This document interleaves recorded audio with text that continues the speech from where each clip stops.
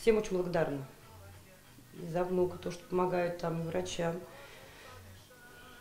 Никому такого года не пожелаешь, конечно. Это она сейчас говорит спасибо неравнодушным к трагедии ее семьи. А события той февральской ночи вспоминает с содроганием. Тогда в один миг ее дом превратился в пепелище. В момент пожара в охваченной огнем комнате находился годовалый внук. Мальчик выжил только благодаря соседу.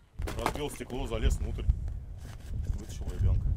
Сейчас малыш ДРКБ. Погорельцев на время разместили в квартире. Двухкомнатная квартира просто завалена вещами. Место осталось только для прохода. Неравнодушные продолжают приносить одежду, бытовую технику и, конечно, игрушки, которых у мальчика после пожара совсем не осталось. Одним из первых на просьбу о помощи откликнулся казанец Тимур Павленков. Он собрал больше 15 тысяч рублей. Спустя сутки в столице открыл пункт приема вещей для погорельцев. И для взрослых, и для детей. Новые, не новые. То есть кто-то от старых вещей избавляется, но они в совершенно хорошем состоянии.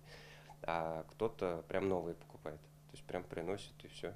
Сообщения в соцсетях, информация в СМИ и милосердие татарстанцев сделали доброе дело. Семья собрала уже больше 500 000 рублей. Свой вклад внесла и редакция местной газеты, разместив объявление от помощи. Мы ожидали, что, как обычно, наши люди старшего поколения, они, значит, неравнодушные. А получилось, что у нас очень много молодежи. Послезавтра пострадавшему мальчику исполнится 2 года. В этот день бабушка надеется передать ему новые игрушки. Вещи, которые не подойдут малышу, передадут детские дома. Салават Мухаммадуллин, Ильшат Мухаметов, ТНВ, Верхнеуслонский район.